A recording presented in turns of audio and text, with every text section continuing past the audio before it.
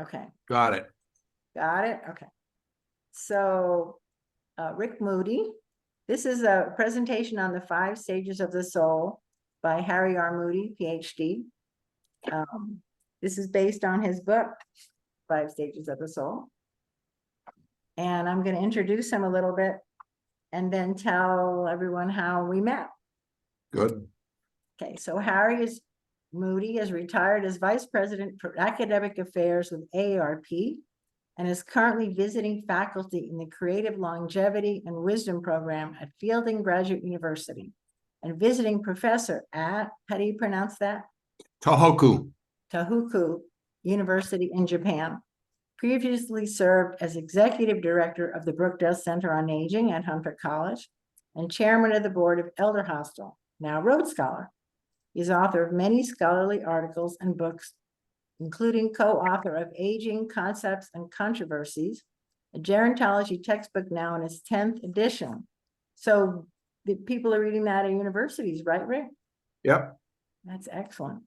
His Ethics in an Aging Society is the first book published on biomedical ethics and aging. His book, The 5 Stages of the Soul, was published by Doubleday and has been translated into 7 languages worldwide. He's editor of the Human Values and Aging newsletter with 5,000 subscribers monthly. In 2011, he received the Lifetime Achievement Award from the American Society on Aging. And in 2008, he was named by Utne Reader magazine as one of 50 visionaries who are changing your world. His new book, Climate Change in an Aging Society, will be published this year in Routledge. And so Rick doesn't know this, but 44 years ago, my mom took a class with you, and I was going to Hunter College at the time, and I doing a work study job there, and she called me and said, you must get a job at this Brookdale Center on Aging through Hunter College. Drop everything, don't do anything else. You must work for him. So that's how. I never knew this story. This is completely new.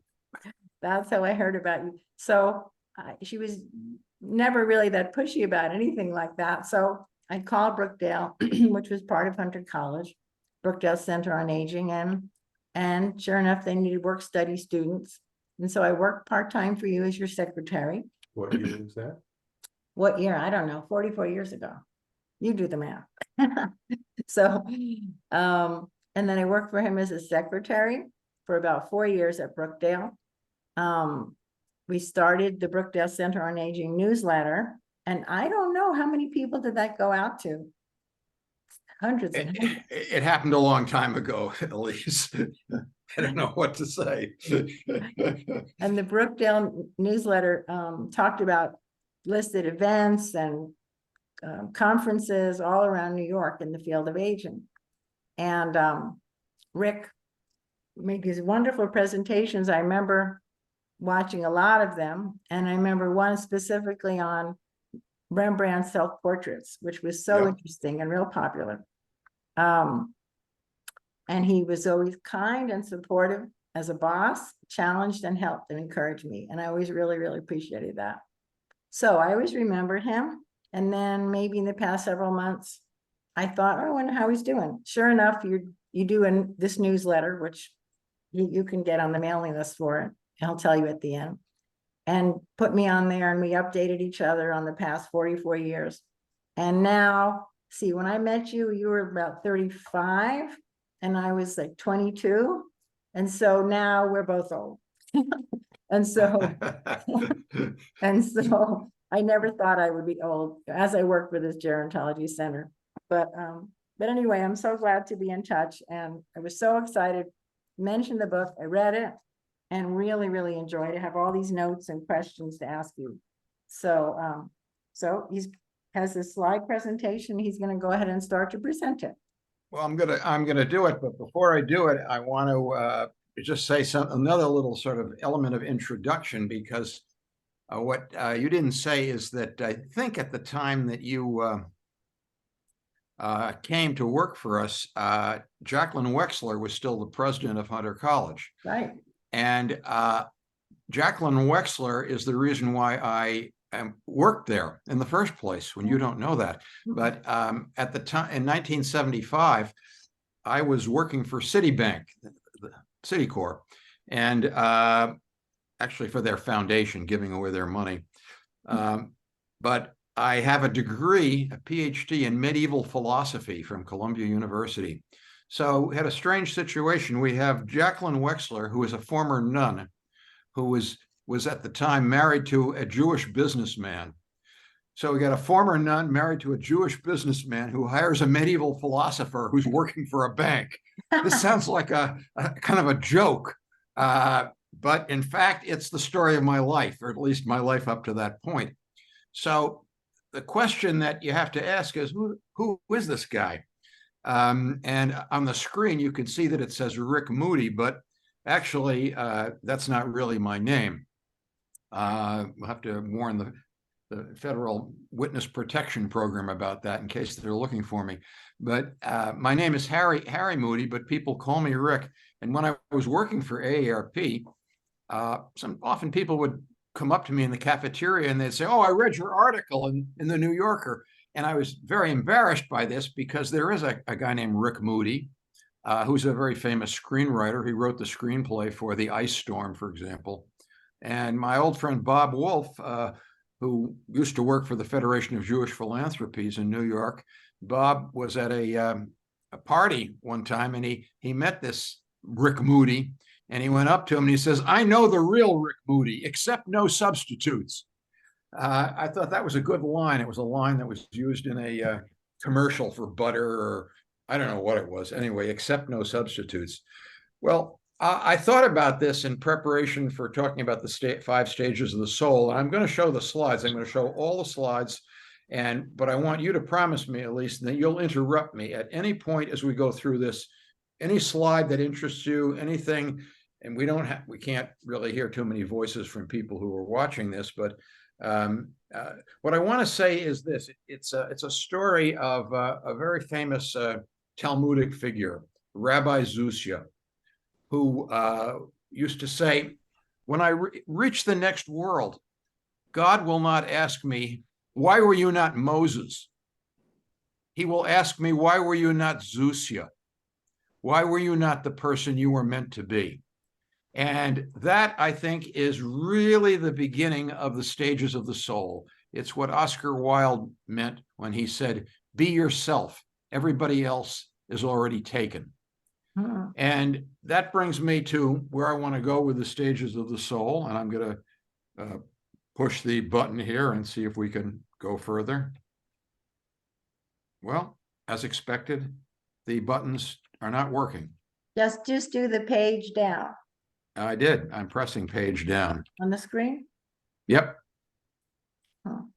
Not working at all. Okay. Wait, hold on, Paul. Yeah, let's get some technical assistance here. Maybe because try using the mouse click. using it where? Just click in there and click and see if that makes it go down. Okay, now it worked. I can't Okay, go now back. try the page down or try page up now. Nope, not working. Oh, Now it's working. got it. Okay. All right. My apology to those who are watching. The 5 stages of the soul. This is just a picture of the book, not important. And this is the list for those who will have to leave early, like in the next minute or so. These are the 5 stages of the soul: call, search, struggle, breakthrough, and return. Don't worry, you're not going to be seeing very many words in this presentation. This is the last words you're really going to see. But let's talk about the call. A lot of this is mythology.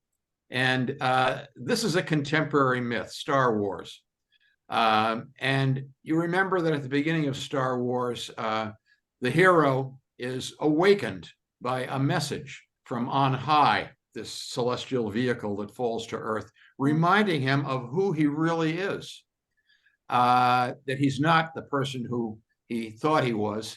He's actually part of something much bigger. And here's another important element in that process. Obi-Wan Kenobi, the figure here, who is the guide who helps him in the process of finding out where he belongs. We're talking here about the first of the stages of the soul, which is the moment when the person realizes, wait a minute, I'm not who I thought I was. I'm not the person I thought I was. I could be somebody very different. The real Rick Moody, okay? Who is that person? St. Paul had that experience on the road to Damascus, a blinding flash of light, fell off his horse and realized, wait a minute, he was persecuting Jesus, and he stopped persecuting and started promoting Jesus. Here's another version of the call. It's in the song by Peggy Lee, Is This All There Is? Very famous song.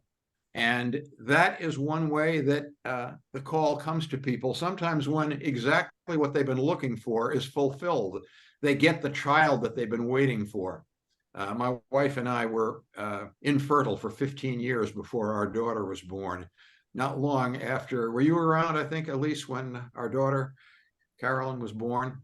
Well, that's one answer to the question. A child that you've been waiting for, or a job that you've been hoping to get, or money that you hope to get. And then if you have it for a while, then comes this question, is this all there is? This is what happened to Dante. And if we have time at the end, I'll talk about a dream that I had. And I will talk about several dreams in this discussion here today, because Dante's Divine Comedy begins with this question. He says, midway in this mortal life, I found myself astray.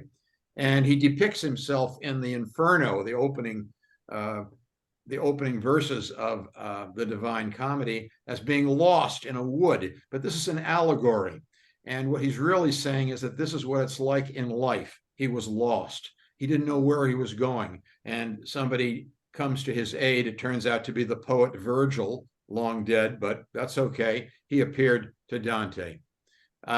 Here's another important dimension of the call. And I'm going to talk quite a bit in this session today about dreams, because at the time that we first knew each other, at least 44 years ago, I was not much interested in dreams.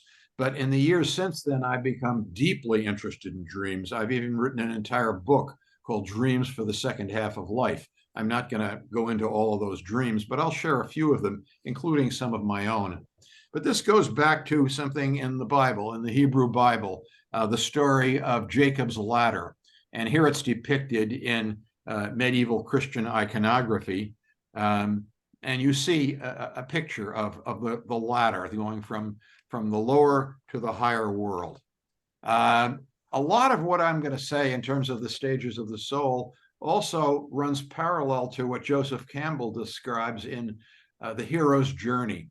And the hero, just like all of us, and we're all the hero or the heroine, have to go out in a journey, in a process, and then at the end, we have to return. Remember, call, search, struggle, breakthrough, return. I put this up here, the fool, because a lot of people who embark on this journey get deceived. They get distracted. They go in a direction which turns out to be not the direction they want to go in at all. And there's lots of foolishness available to distract people and distort where they're trying to go. So that's why the fool is up here. That leads us into the next of the stages of the soul, which is the search. And before I do that, I want to read to you, share with you a dream of mine. This is a personal dream from a long time ago, and I call it an old home dream. And here's how the dream goes. I'm wandering in my old neighborhood in the town where I grew up, looking for my house. It's late at night and I can't find my way.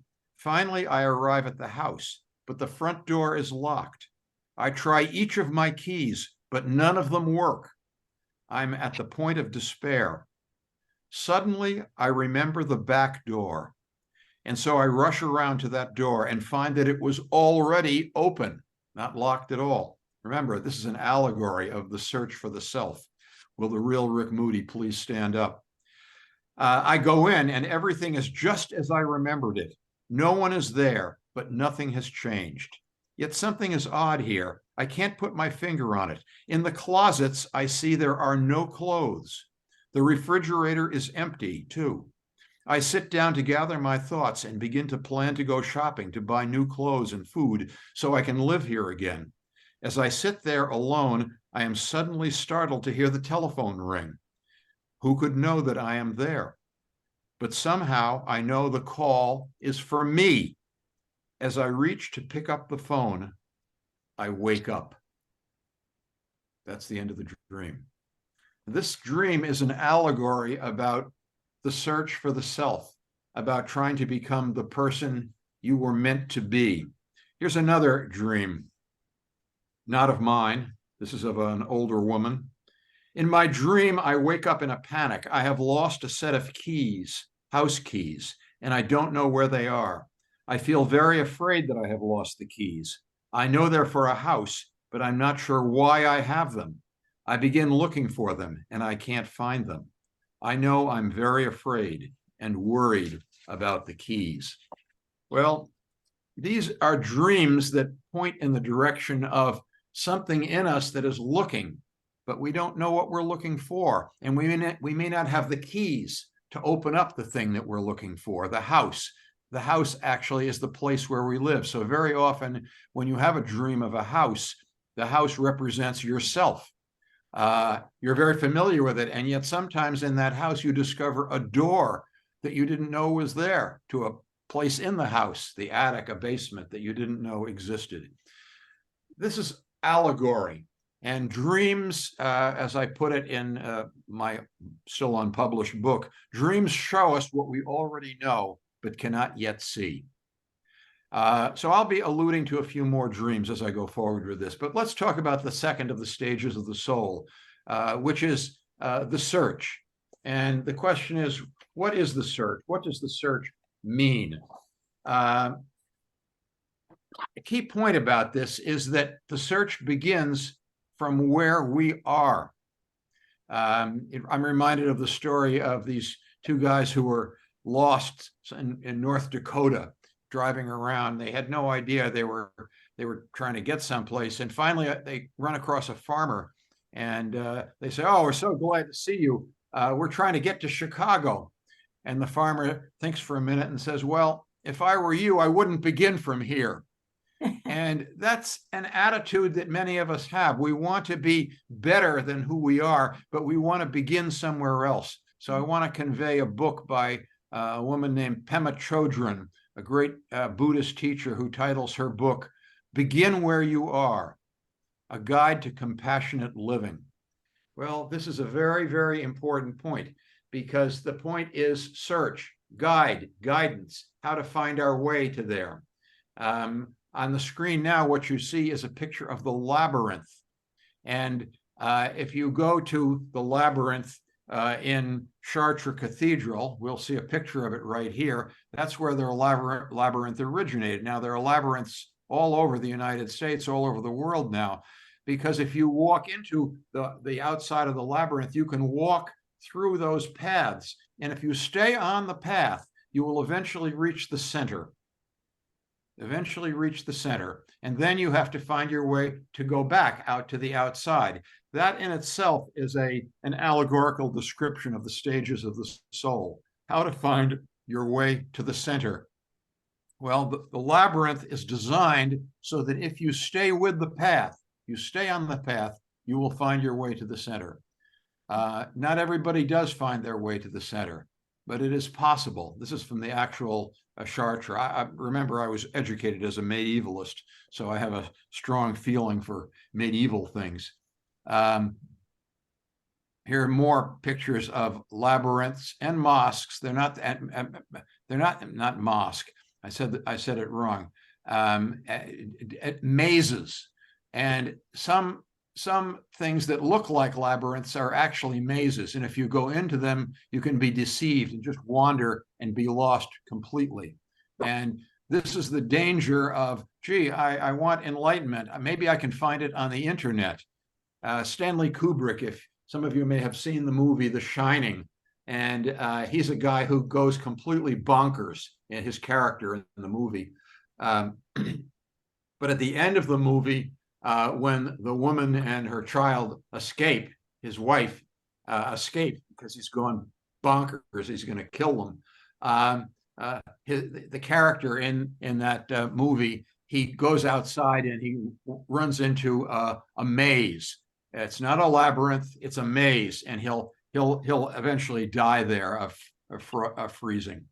And this is contained in actually in the Christian Bible, the parable of the blind leading the blind, and this is a medieval or Renaissance depiction of the blind leading the blind. And the message is that if you follow people who are blind, you yourself are going to fall into a pit.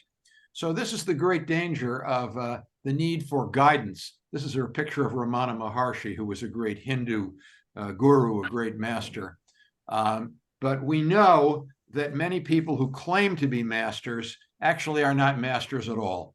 And the example that comes to my mind is the guy who was the lead teacher, the master of the San Francisco Zen Center. I live in San Mateo, not far from San Francisco. I know people who have been involved with the San Francisco Zen Center. It turned out he was preying on all of his pupils. Time to say yes, exactly. And eventually, when it became clear that he was actually a fraud, he was expelled. Not all teachers are frauds by any means, but some are, and that's the whole point of the. I went too far. That's the whole point of the search. Not everybody's willing to ask for directions. There's an old joke about why are there 6 million sperm but only 1 egg, because the sperm won't ask for directions. And it's not always true that men will not ask for directions. I'm usually the one much more willing to ask for directions than my wife, but it is true that there's something to this idea that people can be reluctant to ask for directions. Let's go to the next stage of the soul, which is the question of, if you follow it, where do you go? Well, people think, oh, gee, call, search, enlightenment. No, it doesn't work like that. The call leads to a search, and if you follow the search successfully, it will lead you not to enlightenment, but to struggle. Because in order to get anywhere on this process of self-knowledge or search for enlightenment, whatever you may call it, you need to face yourself. And you need to face a figure inside yourself who is not necessarily your friend, but somebody quite different. Here's a dream, not one of my dreams, but I'll use the first person. And in the struggle, here's how the dream goes. I was in a warlike situation. My enemy approached me with a knife. He wanted to kill me. I started to run, but then I stopped and, facing him, said instead, all right, kill me if you want to. The enemy also stopped and paused. Then he smiled at me, and turning, he walked away. So the message of that dream is that the struggle requires that we face something in ourselves, because every character in a dream is part of you. This is a very fundamental idea that we want to remember. Dreams are part of ourselves. They tell us who we are. I didn't mention a dream of search, so I'll share one of those dreams now with you too. It's titled Seeing Clearly. In my dream, I had lost my spectacles. And first my friend Jane offered to lend me a pair of hers, but I could see nothing through them. Then my friend Elsa offered hers, and though I could have seen enough to read through them, they were otherwise of no use to me. Then finally I realized that I had my own glasses all the time, but had not been looking through them the right way. I'd been looking through them upside down. As soon as I turned them right side up, I could see perfectly well. So this is a very profound allegory that the character here, she has her dream, she has her glasses with her, but she didn't know that. And there's an important parable in the Hindu tradition of the woman who has lost her jewel, and she's running around frantically in the house looking, where is my jewel? And actually it was hanging around her neck the whole time. And all these dreams are pointing us in the same direction. And I'm not speaking of direction. I have here a long dream of my own. I'm not going to read you the whole dream, but I'm going to read you one part of it. It's a dream in which I'm looking to try to get to a destination, which I must get to, a special hotel that they've told me to get to, but I kept getting lost. And I saw signs, but they were the wrong signs, and they were not telling me to go to the right place. And in the dream, I explained to somebody, a woman named Anne, who was in my dream, and I told Anne that there was a sign on the, and maybe you remember this, Elise, there was a sign in the office door of a colleague of mine at the Brookdale Center on Aging, where I once worked. And the sign said in big letters, "This is a sign." That's all it said. This is a sign. In the small letters, it says, "It is only a sign. If this were your real life, you would have been given better operating instructions." I don't know if you remember that sign, but it was actually on the door of one of the offices where we worked. And the great religions of the world, I went on to explain, were in fact the operating instructions for living our life. You're in the Torah group, right? So you're reading these instructions, but the directions from the religions were all mixed up, just like the directions leading me to this hotel that I could never find. And then on the other hand, I actually did reach my goal. I got to the hotel. So maybe the directions weren't so bad after all. Okay, well, here's another dream about struggle, because a lot of these dreams have very important messages for us. Let's see if I can see a few more examples of struggle. Oh yeah, here's examples of Theseus slaying the Minotaur. These are depictions of a psychological process in us, in each person, so that when we think of here's Uccello, St. George and the Dragon. Rilke said, our deepest treasures are guarded by the fiercest dragons. This is what psychoanalysis teaches us, and it's a very important lesson. And you see the feminine character on the left. This is a representation of the soul, frequently depicted as feminine.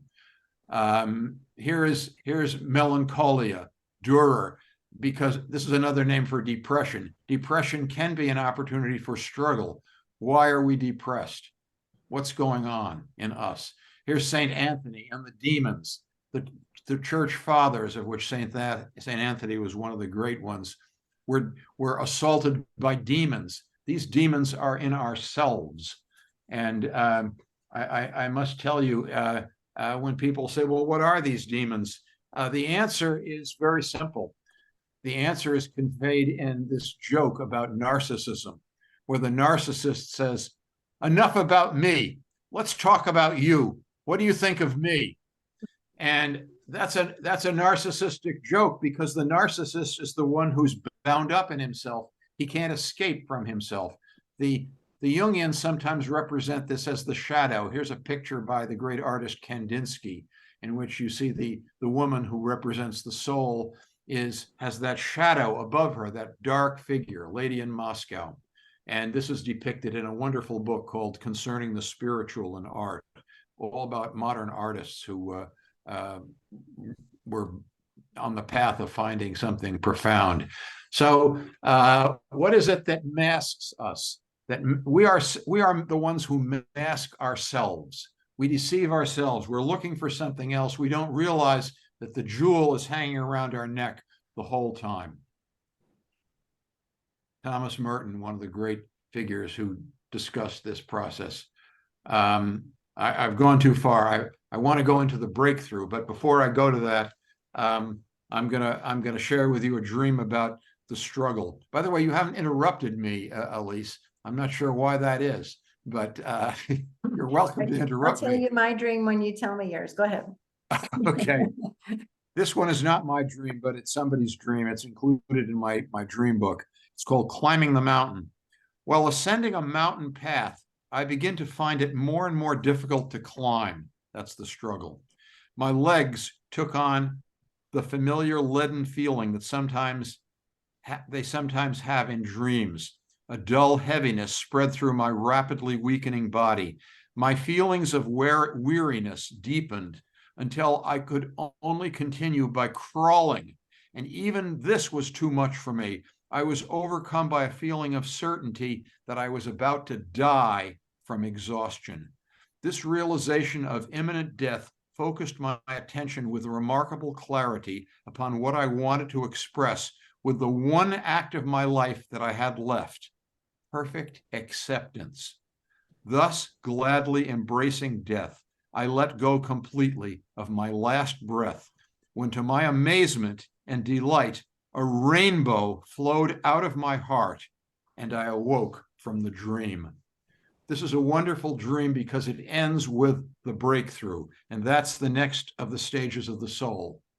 And these are pictures, these are images that show the breakthrough, in this case represented by the Christ figure ascending. And here's another one, Saint Teresa of Avila. This is a depiction by a Renaissance sculptor of what that moment of breakthrough might be. Breakthrough is something that happens to people sometimes in near-death experiences. I'm going to share some of those with you in a moment, but let's look at a few more of these images because they really represent a breakthrough. This is the moment when then Mary is given the message that she's to give birth to the Messiah.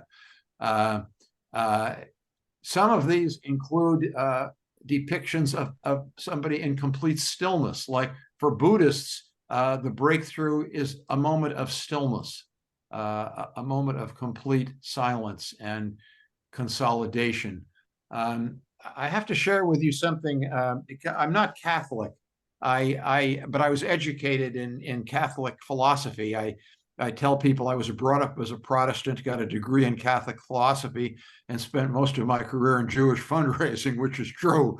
So I have a fond feeling for the Catholics, and particularly for St. Thomas Aquinas, who is the greatest of the Catholic theologians. What people don't know is that toward the end of his life, one day Thomas came out of his chapel, and his secretary could tell immediately that there's something strange about him. And so he said, what's wrong? What's up? And Thomas said, everything that I have written, by this time he was already a famous great theologian, philosopher, so forth. He said, everything that I have written seems like straw to me compared to what God has just given me in the chapel. And St. Thomas Aquinas never wrote another thing for the rest of his life. He lived another year or two, but he never wrote anything because he was saying that the real experience of truth, the real breakthrough, is not something we can write about, not something we can talk about. It's said, there's a Sufi saying, those who speak do not know, those who know do not speak. Very profound message there. Those who know do not speak. Those who speak do not know. I suppose I should just end this lecture right now, since it's obvious that I'm not one of those who know. But St. Thomas Aquinas at the end of his life was. So was Hildegard of Bingen. And I began this by showing some of her artwork. Hildegard of Bingen was a very great master. She was a nun who became, in her later years, and she lived to be quite old age, she became a musician. She wrote music, she wrote poetry, she did painting, she became the head of a whole order. The different popes and Catholic masters came to seek her advice, and yet she remained a nun. Before we go on to the breakthrough, to the last stage of the soul, the return, I want to share a couple of dreams. I shared some dreams of struggle. I want to share some dreams about the return. And then I want to say something about the return, because the return is sometimes misunderstood. It's such, people think, oh, it's boring, it's a big nothing. You just go back to being what you were before. That's not quite true. It's something, it's deeper. But let's talk about the the breakthrough. Let's go back to breakthrough time. Here's breakthrough. Here's a dream called Light in the Sky. It was night and I was alone. I noticed some light, and as I looked up at the sky, I saw many circles of light moving and whirling through the sky. As they moved, they gave off rays of light. I stood and watched them for some time. There were many of them, and they were very beautiful. Later on, this same person had another dream in which the imagery of light was expanded. It was daytime, and up in the sky, I saw a sort of platform, and on it was a great box, all in white. And as I watched, out of the box flew a great white bird that rose higher and higher into the sky, higher and higher into the sky. Here's another breakthrough dream. It's night and I'm a passenger in a car driving very fast down an unknown highway. I look to the left and see there is no driver, but I know there is a presence driving the car. From time to time, the driver's door opens and wind rushes into the car and swirls everything around before the door closes again. I feel perfectly safe and at peace. And here's another dream from a person who's a member of Alcoholics Anonymous. I'm moving my office to a new floor higher up in the building. I'm aware that I'm in the present. I'm being offered drugs, but I'm refusing them. I have a new and good feeling. I feel good, and I don't feel alone anymore. So breakthrough can take many different forms, but I want to come to the last of the stages of the soul, which I've said is the return, and this is an important thing to remember. Let me see if I can find some notes here that I wanted to share with you. Just let me look for a second here.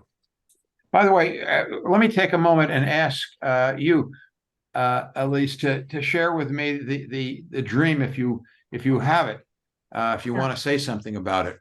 Yeah, I remember I've had it several times. I'm in a house and there's more, there's another part of it further up the stairs and I don't go up there. And then I keep thinking there's other parts of that house where there's other bedrooms and other areas that I can go and look at or other people can live in. And I think at one dream, I finally start going up there and checking and looking at it. So I would always, that was representative of different parts of myself, you know, I guess the higher parts, right, that I haven't been to and that I want to go to. Yeah. When you had the dream, what was the feeling that you had in the dream, particularly toward the end of the dream? I guess when I didn't go up there, kind of frustration that there were other parts that I wanted to go to and I didn't know why I wasn't going up there. So right. I was holding myself back from going there. So if you had to describe the feeling, you would say it was a feeling of frustration. Yeah. Yeah. The reason I'm asking that question is that I try never to interpret dreams for people because I used to do a dream workshop with an 80-year-old woman who called herself Dream Mama. And she eventually wrote a book with the title of the book was The Dream Belongs to the Dreamer. Yeah. And it's very true because it doesn't usually do you any good to hear somebody else's theories about your dream when in fact you already have your own feeling, which is the feeling is the interpretation of the dream. And that's the important thing that I think we need to remember about all dreams. But it is useful to know that sometimes a house can represent the self. Right. And sometimes if it's your house, maybe it's the self that you've lived in, but you didn't recognize it, or it didn't, as I said before, maybe it had a door that you didn't go through, or a part of the house, as in the dream that you just described, up at a higher level or a basement, something like that. But did These are Jung, things that Yeah, are worth Jung- thinking about. didn't Jung say that everything in the dream represents a part of yourself? Yes, he did. And Gestalt dream theory makes that point profoundly. And if you want to stay with your dreams and make sense of them, my advice to people is write them down or find some other way of keeping track of them. And sometimes you'll come back months or years later and see things in that dream that you never saw at the time. Because the paradox of dreams is that they show us what we already know but cannot yet see. But just seeing it doesn't mean that we'll know it. Right. It may mean that we have to know it in a deeper way. And that's really what this return is all about. Let me give a couple of examples of dreams of return. And the first of these is a dream about healing. And this is very important because in the Kabbalah, the Jewish mystical tradition, there's an idea of what they call tikkun olam. Do you know that phrase, tikkun olam? It means, it's a Hebrew phrase, it means healing the world. Tikkun olam. It means that the gift of dreams is not just for ourselves, but for other people. And here's a dream from a woman named Sheila Moon. I never knew Sheila Moon, but she wrote a book called Dreams of a Woman. And toward the end of her book, when she was now in her late 60s, she started recording dreams about childbirth, where she was pregnant. In fact, Sheila Moon was never married, never a mother in any literal sense. But she concluded from these dreams that something was coming to birth in her psyche, even though her conscious ego could not yet accept or understand what it meant. And at the last chapter of her book, which is a wonderful book, by the way, the last chapter of the book is called Not the End. That's the last chapter. Not the end is not the end. And here's a dream that she records in that book, Dreams of a Woman. It's called The School of Healing. It's a very short dream. I am in a school where one is taught medicine for healing. It's a large labyrinth, mostly waterways labyrinth. My teachers are two aged women. I am an experienced student, so I am helping the younger ones. That's Sheila Moon's dream. And it's a dream in which she's not escaping to a breakthrough, but rather going back to the world.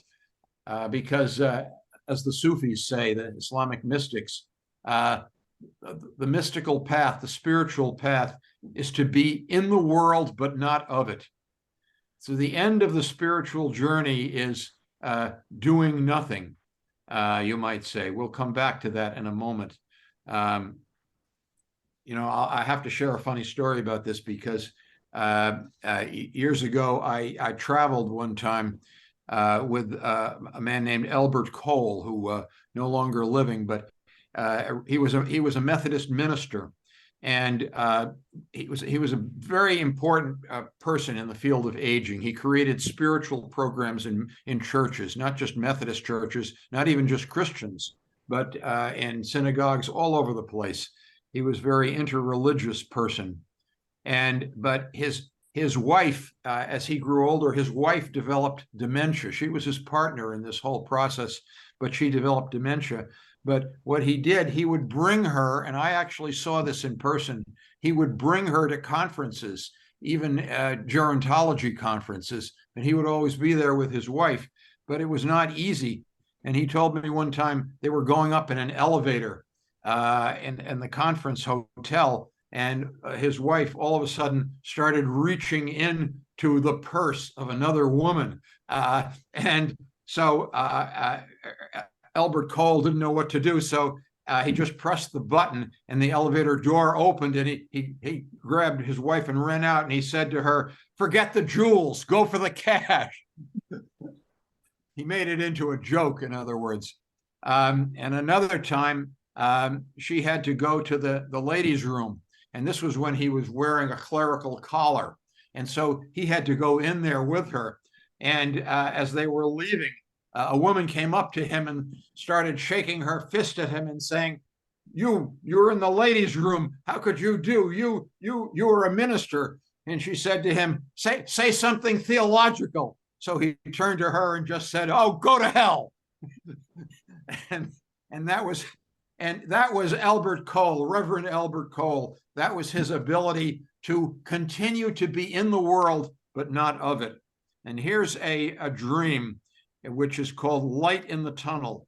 I found myself once again in the darkness, in the inside of a spiral-shaped tunnel. A spiral shape is sometimes a depiction of a spiritual growth. At the far end of the tunnel, which was very narrow, I saw a bright light. That's the light at the end of the tunnel. Then someone began to talk to me. Someone was there in the darkness. That person began explaining to me the meaning of my life. Every question which anyone could possibly ask was answered for me. Then the voice ordered me, this is a woman, to return to life, for her time had not yet come. This is a very profound dream. Very profound dream. Okay, let's look at some more examples. I put here one example from The Wizard of Oz, because what happens in The Wizard of Oz is that she's accompanied by all of these characters who represent parts of ourselves. And at the end, she realizes that she has to go back to Kansas, that the wizard who was going to supposedly help her was just a fraud. And something similar happens in the movie It's a Wonderful Life. If you know this great movie, very popular at Christmas time, at the end of the movie, Jimmy Stewart here comes back and he was going to commit suicide. And what turns out to be the case is that he realizes that his life was wonderful after all. Even though he thought it was terrible, it was really wonderful. And there's that little girl, Zaza, I think is her name. She's the only one of these figures who's still alive.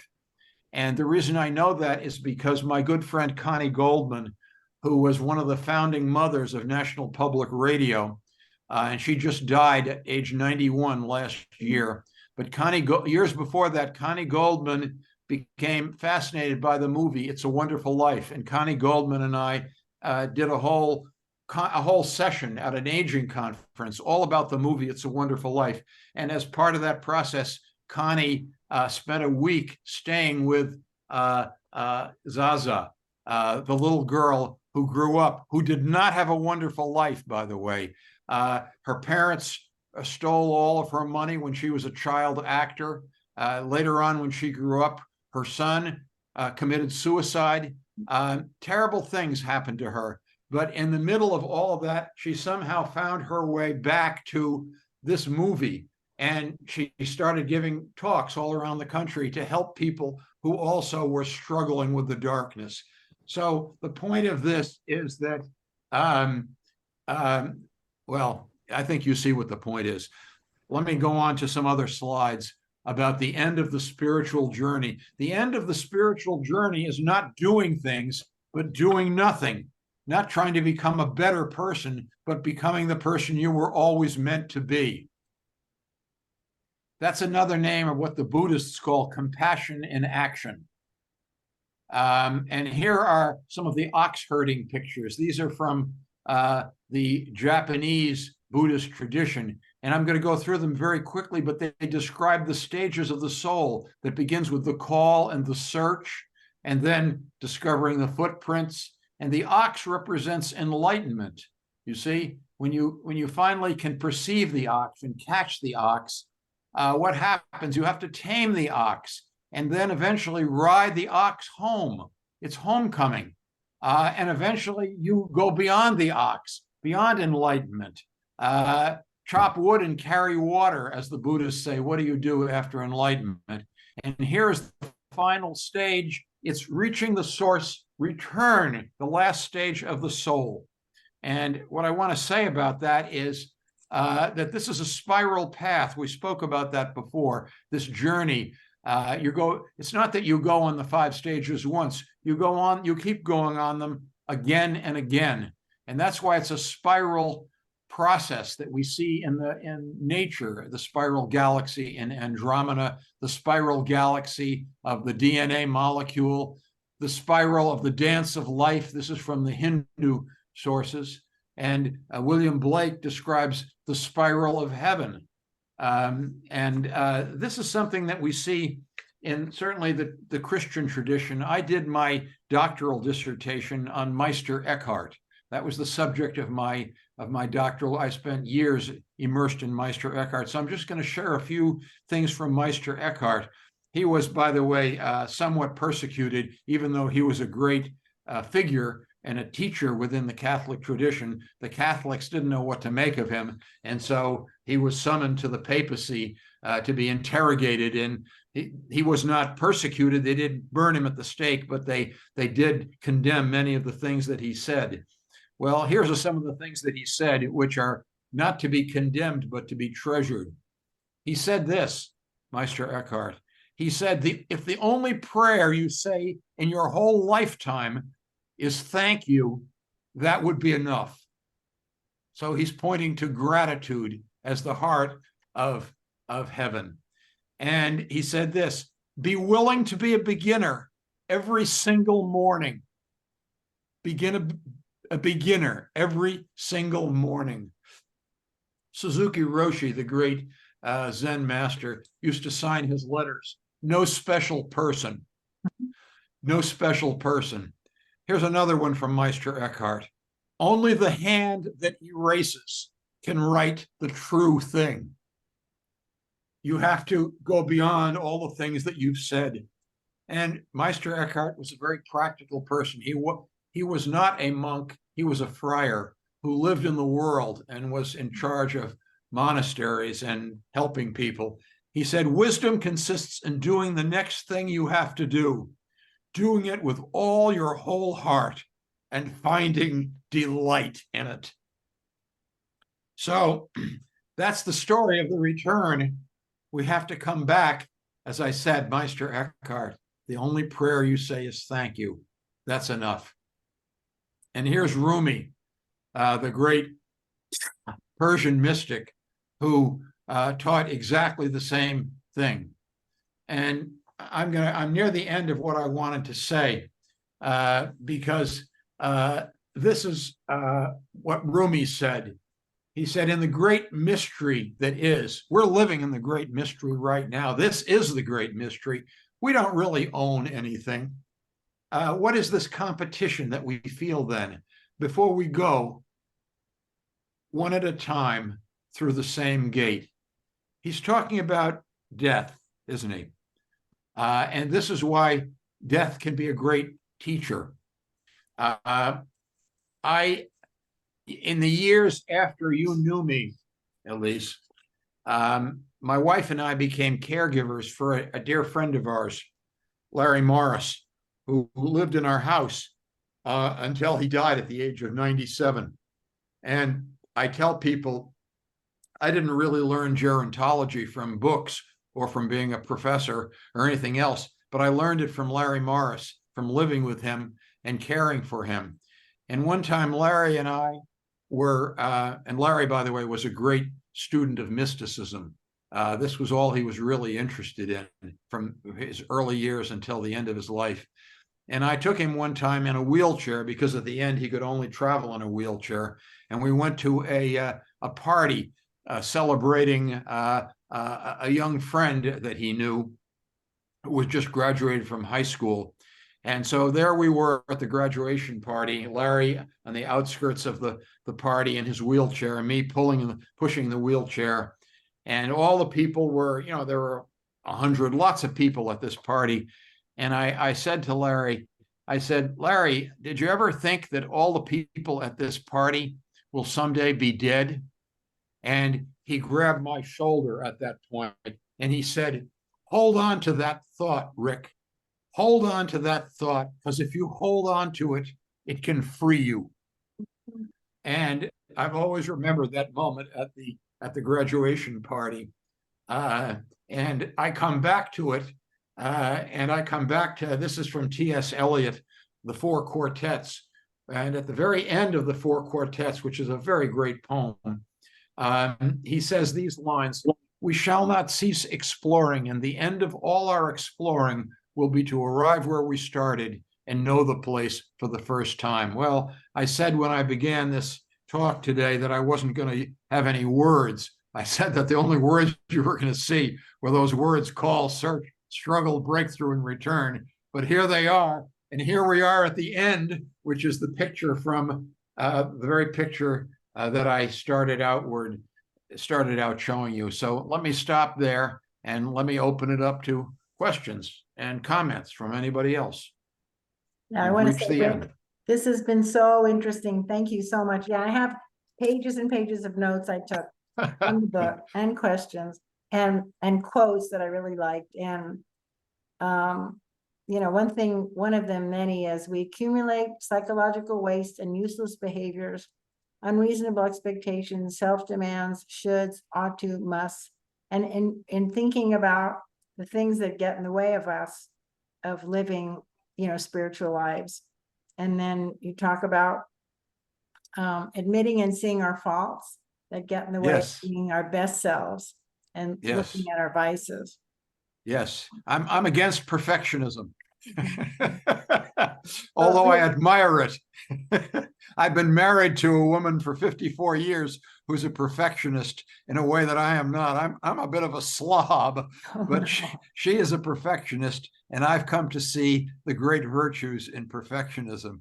And I think she's come to see some of the virtues, maybe not great virtues, but minor virtues in doing things in the second-rate way, which is how I do things. But Anyway. I mean, it's so important to look at what our issues, what our faults are. You Yeah. talked about, we don't have a lot of personal power over our lives. We have influences of parents, our bodies, talents, our temperament. But what we choose is the way we approach them, our circumstances. You know, that's the control that we have. This is very true. And the irony is that I was 53 years old when I wrote that book. And I'm now 78 years old. It's 25 years later. And it's not that I know anything terribly profound, but I know the truth of some of the things that I said, but didn't understand. I have a sweatshirt that my wife gave me for my birthday last year, which in the sweatshirt, it says, "I thought growing old would take longer." I thought growing old would take longer. It sounds funny, and yet it's true. Mhm. And what that means is that we have some sort of image that, gee, if we just keep getting older, maybe we'll keep getting wiser.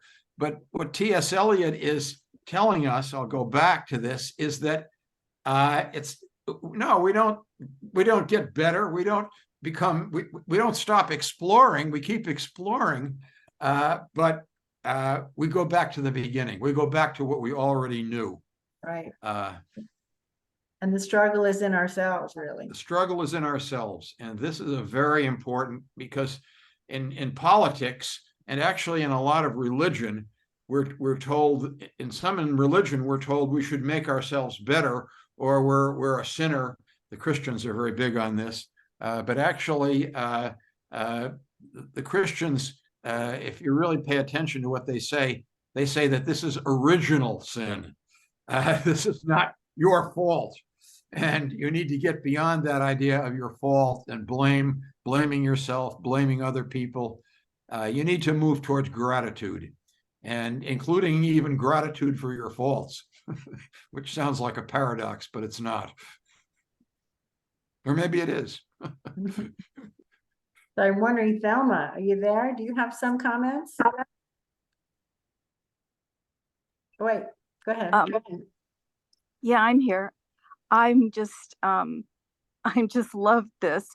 I have the dream part are just amazing to me.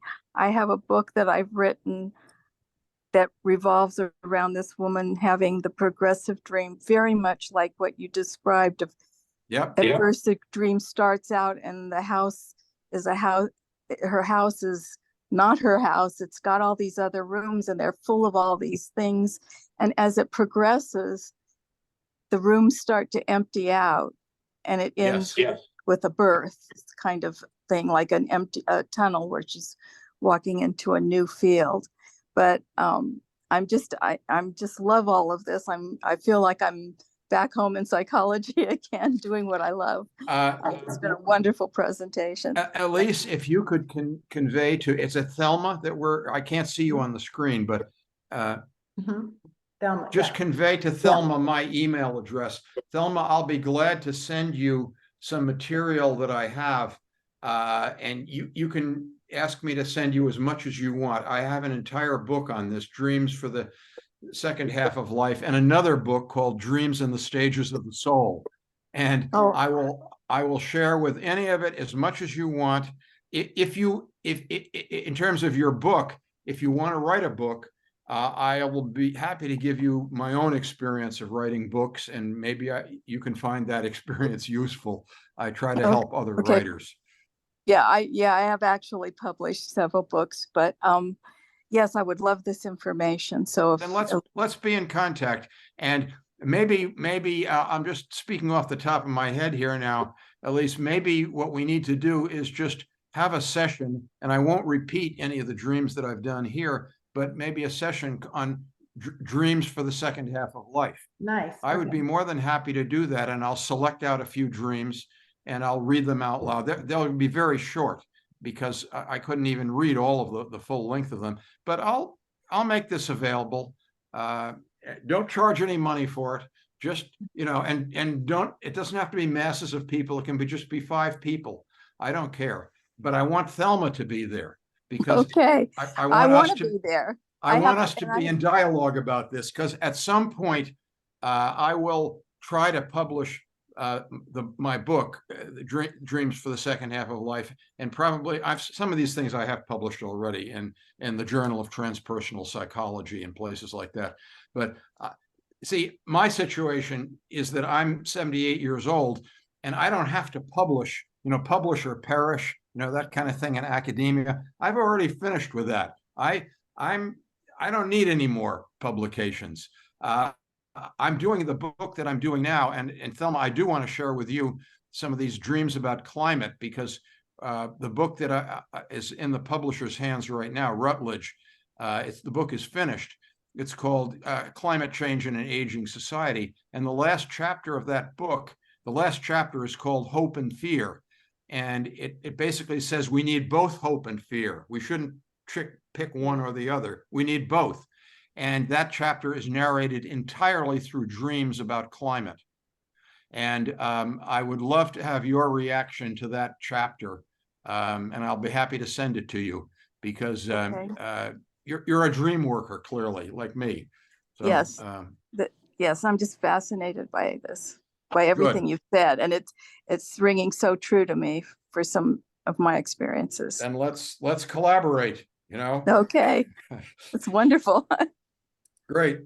How about either one of the Marys? Mary Reedy, Mary J, Mary Jennison? Somebody's muted. I see somebody. Okay, Mary is muted. Well, I'm not muted now. Okay. I thought it was fascinating, and parts of it make me remember things, like through my life.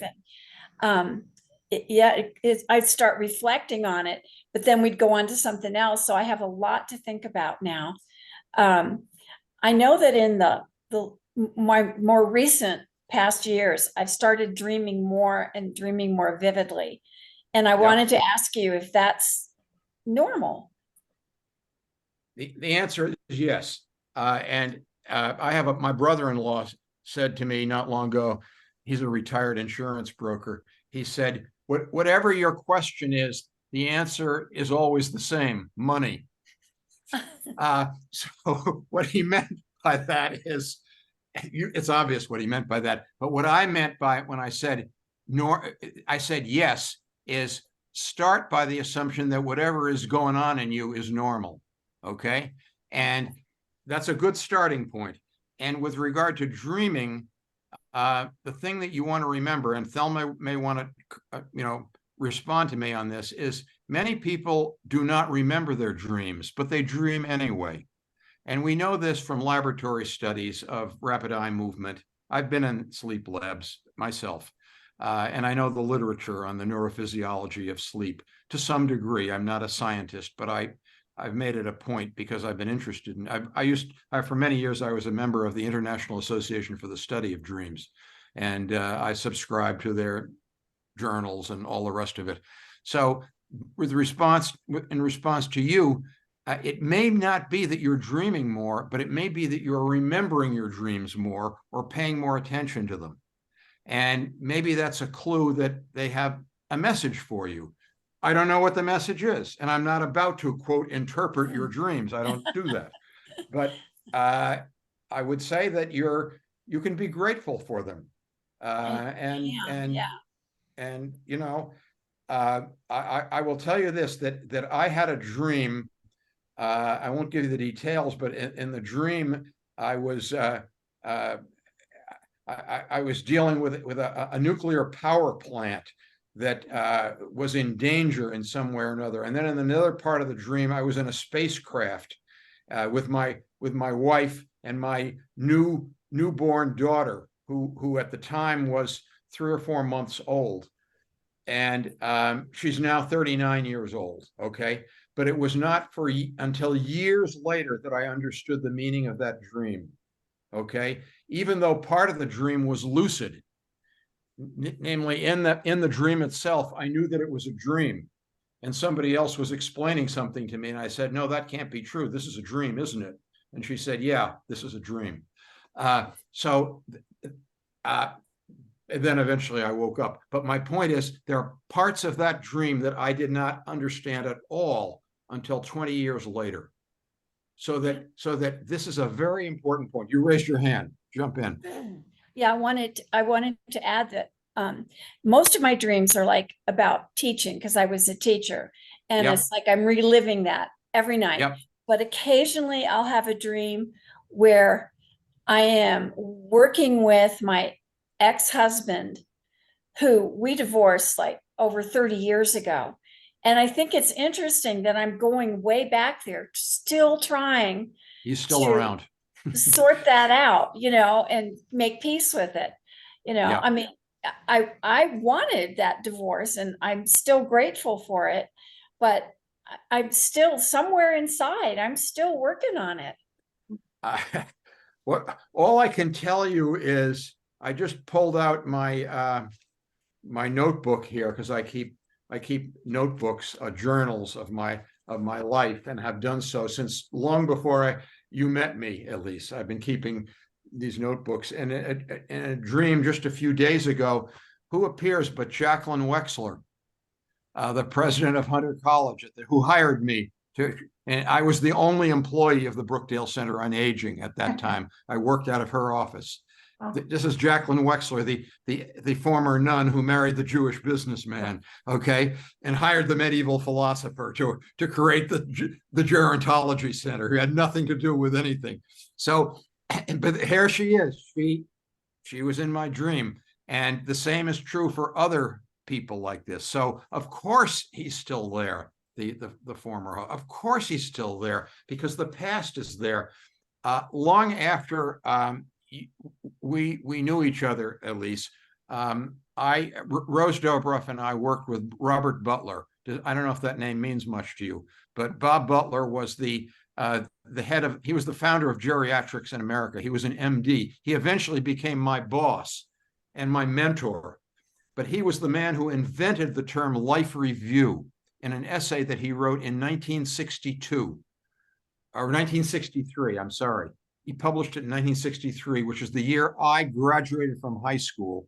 And 4 years later, when I graduated from college, I discovered his essay, and it profoundly shaped my life. I said, autobiography, life review. This is what I want. That's what led me to aging. And now I'm a specimen at age 78. I'm a specimen of what I've been studying.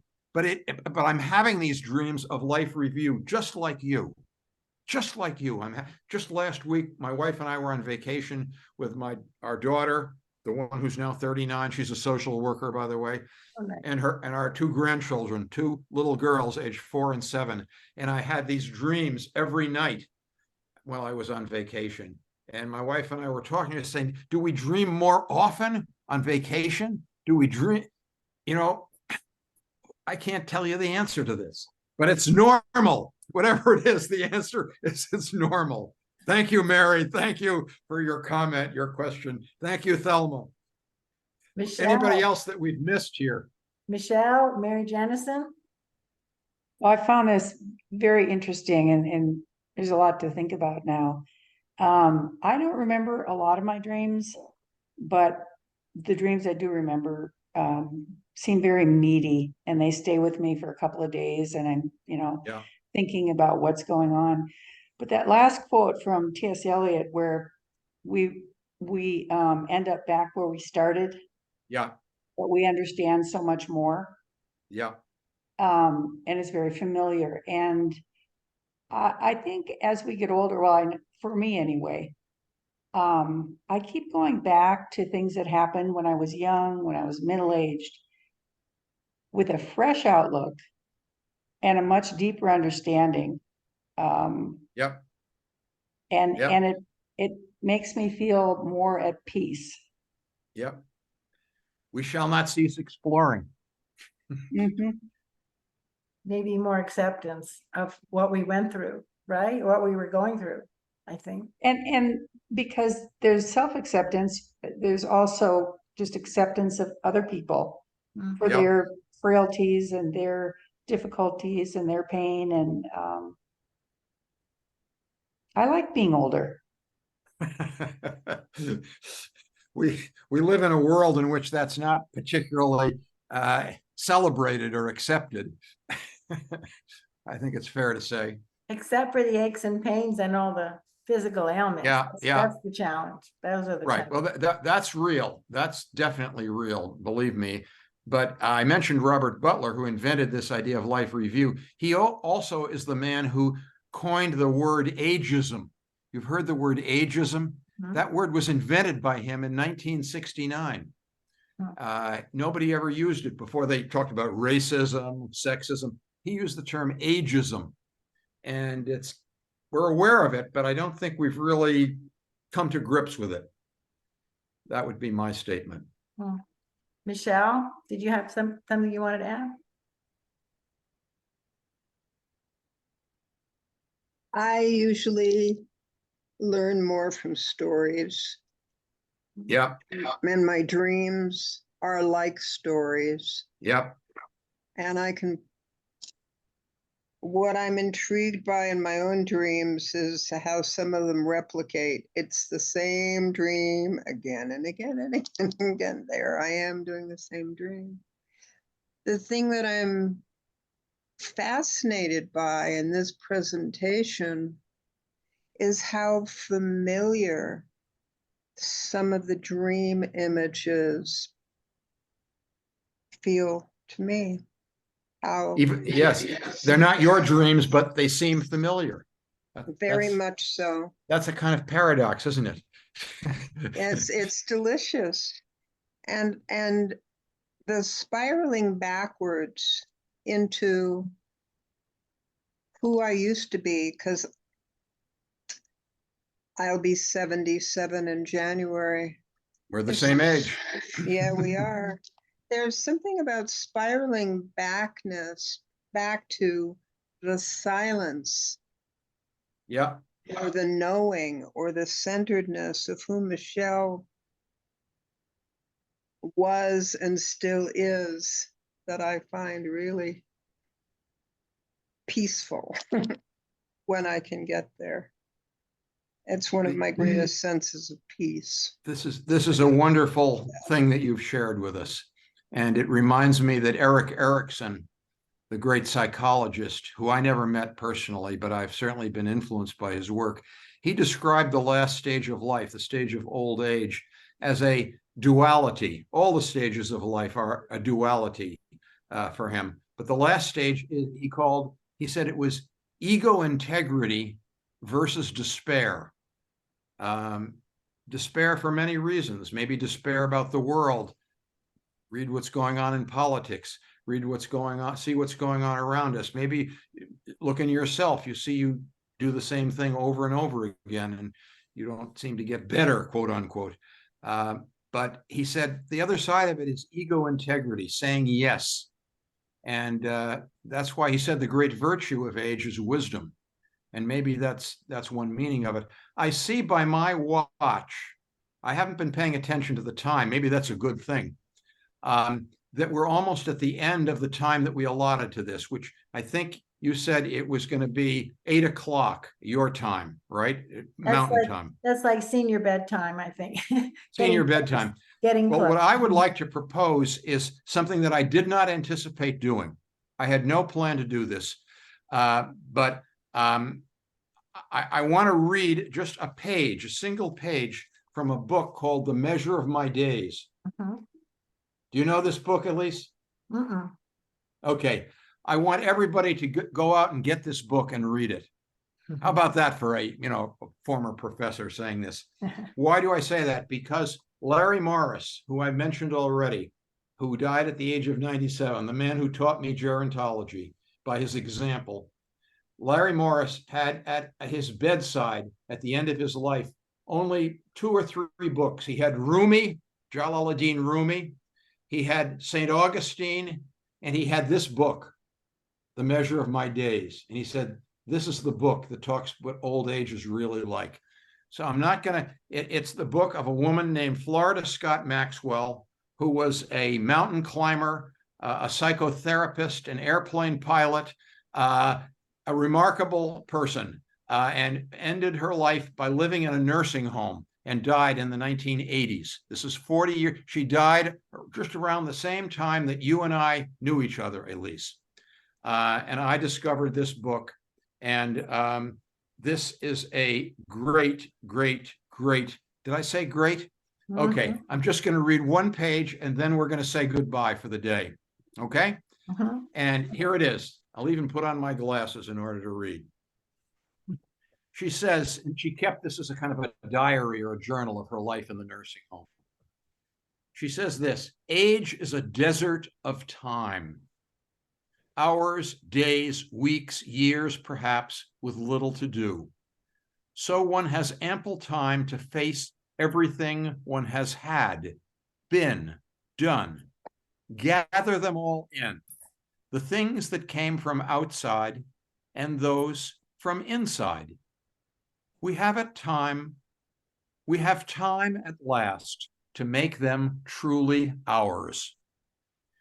When I was a child, I went with my grandfather when he hunted wild turkey or quail, driving through roadless woods under great water oaks, shining as though newly washed by rain.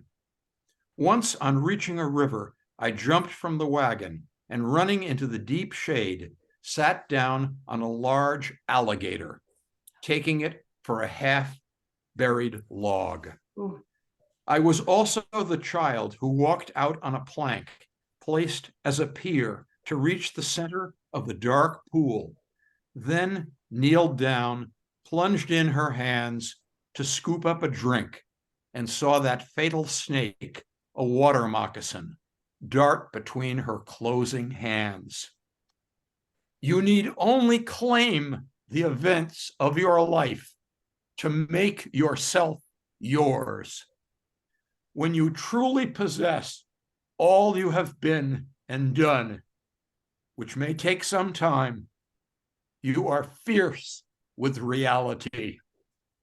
When at last age has assembled you together, will it not be easy to let it all go? Lived, balanced, over. That's beautiful. That's it. Oh, that's beautiful. I have nothing more to say. But I'd skip the alligators and the water moccasins. But Nothing more except thank you. Thank you, Elise, thank Thelma, you. Mary, Michelle, everyone, for being here, for listening for speaking, for being. Thank Oh, you. Thank you so much, Rick. That was great. It was so inspiring. Thank you, Rick. Good night. Thank you. Sweet And dreams. you plan the my next friend. one, the next dreams for the state and the dreams for the second half of life, and I'll be there and do it. And Definitely. meanwhile, Thelma will write to me. You give her my email address. I will. Or anybody can write to me. I'll be glad to send you samples of my newsletters. Right. Okay. yeah. Thank you. Thank you. I'll say so goodbye. Time for me to have dinner. much. Uh-oh. Bye, Rick. Thank you so much. Okay. Bye-bye. Bye-bye.